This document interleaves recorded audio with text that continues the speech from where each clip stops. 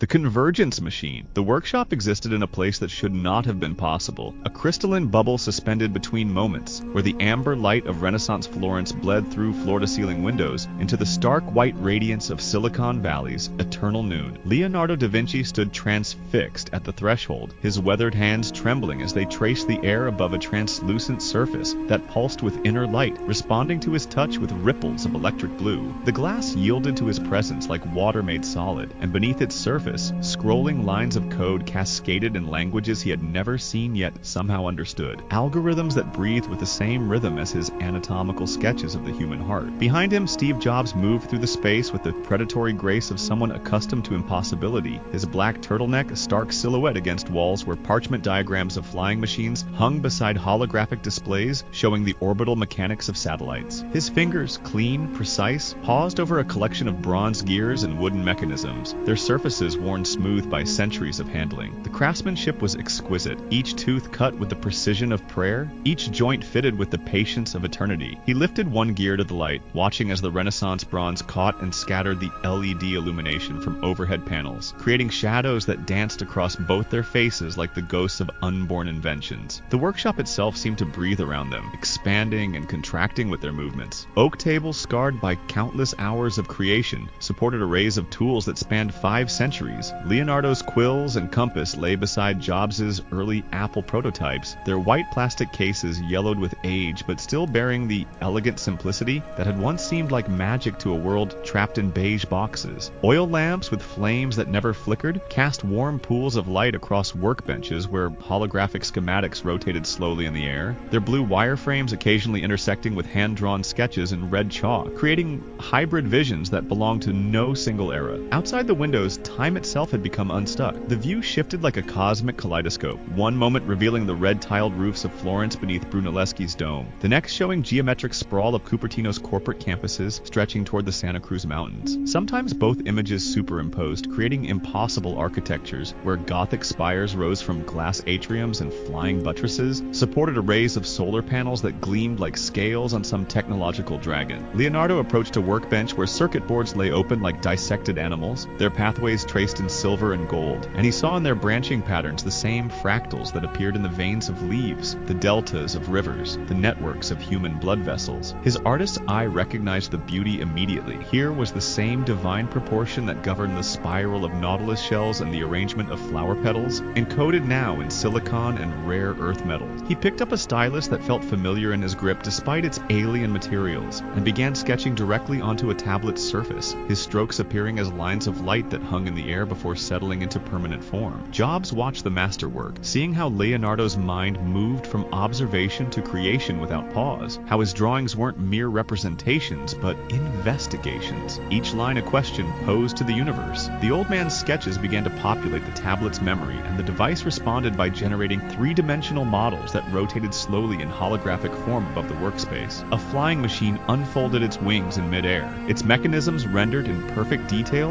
and Jobs felt the familiar electricity of recognition, that moment when vision crystallized into possibility. They worked at first in parallel rather than partnership, each approaching the impossible task through the lens of their own era's genius. Leonardo began with the symbolic, sketching elaborate mechanisms that resembled clockwork cathedrals, their gears arranged in patterns that echoed the movement of planetary bodies, their housings decorated with scrollwork that told the story of time itself. His time machine took shape as a Baroque symphony in bronze and brass, a device that would have been equally at home in the workshop of Hephaestus or the studiolo of some Renaissance prince. Every component served not just a functional purpose, but carried layers of meaning, gears that turned in the golden ratio, chambers that reflected the proportions of the human form, control surfaces carved with symbols that bridged the gap between alchemy and physics. Jobs, meanwhile, stripped away everything unnecessary. His designs emerged in clean white curves that seemed to float weightlessly above the workspace, their surfaces unmarked by decoration or explanation. His time machine would be intuitive to operate, a single interface that responded to human intention as naturally as breathing. No instruction manual would be needed. The device would simply understand what its user desired and make it possible. The technology would disappear completely, leaving only the experience of moving through time as effortless as touching a screen. The collision came when they attempted to merge their visions. Leonardo's ornate mechanisms refused to integrate with Jobs' minimalist interfaces. The Baroque complexity of the Renaissance master's designs, gears within gears within gears, each one carved with symbolic significance, created friction with the seamless simplicity of the modern approach. Where Leonardo saw poetry, Jobs saw confusion. Where Jobs saw clarity, Leonardo saw soullessness. A machine without poetry is a corpse, Leonardo said, his voice carrying the weight of centuries. He gestured to Jobs' clean white prototype, its surface unbroken by any ornament or explanation. You create tools for the hand, but what feeds the spirit? Jobs stepped closer to the Renaissance master's elaborate construction, its bronze surfaces gleaming with reflected flame and LED light. Every surface was covered in intricate detail, scrollwork that told stories,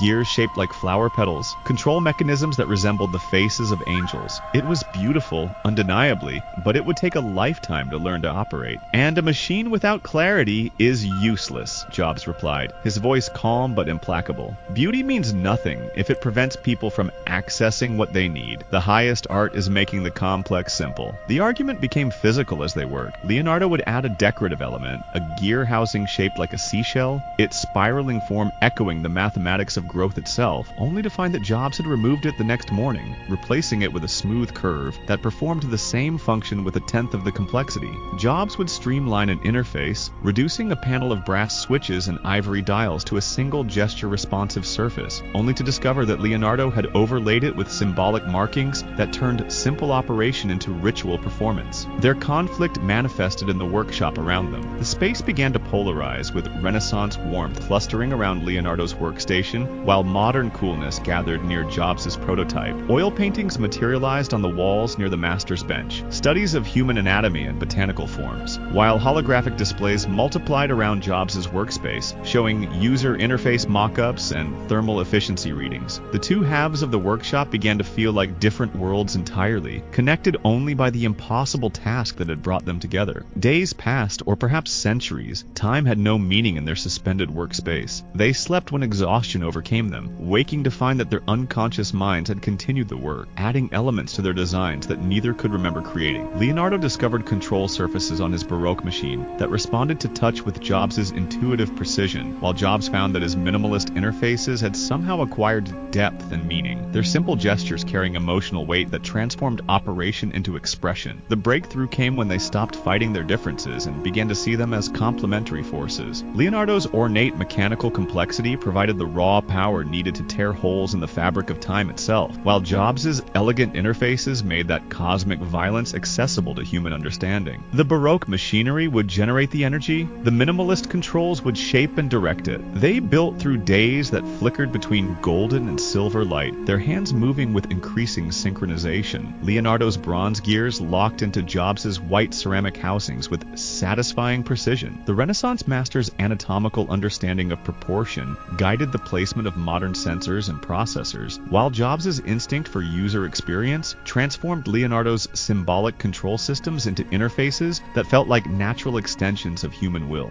The time machine that emerged was neither purely Renaissance nor entirely modern, but something new, a synthesis that contained the best of both eras while transcending the limitations of each. Its central core was a crystalline chamber, shaped like a Fibonacci spiral, its walls etched with Leonardo's anatomical drawings that had been translated into circuit pathways capable of channeling temporal energy. The control interface was a single surface that responded to touch, but its responses were rich with symbolic meaning. A gesture might open a pathway through time, but the way that pathway opened would reflect the user's intention, their emotional state, their understanding of the destination they sought. Around the central chamber, mechanical elements arranged themselves in patterns that served both aesthetic and functional purposes. Bronze gears turned within white ceramic housings, their movement generating harmonics that seemed to sing of the music that governed planetary motion. The entire device rested on a base that combined Jobs' love of geometric simplicity with Leonardo's understanding of divine proportion, creating a form that felt both ancient and futuristic, both human and transcendent. As they made the final connections, the workshop began to respond to their creation's growing power. The windows showed visions of increasing complexity, not just Florence and Cupertino now, but glimpses of all the moments their machine might reach. They saw cave paintings being created by firelight, Egyptian architects planning pyramids that would touch the stars, Mayan astronomers calculating calendars that spanned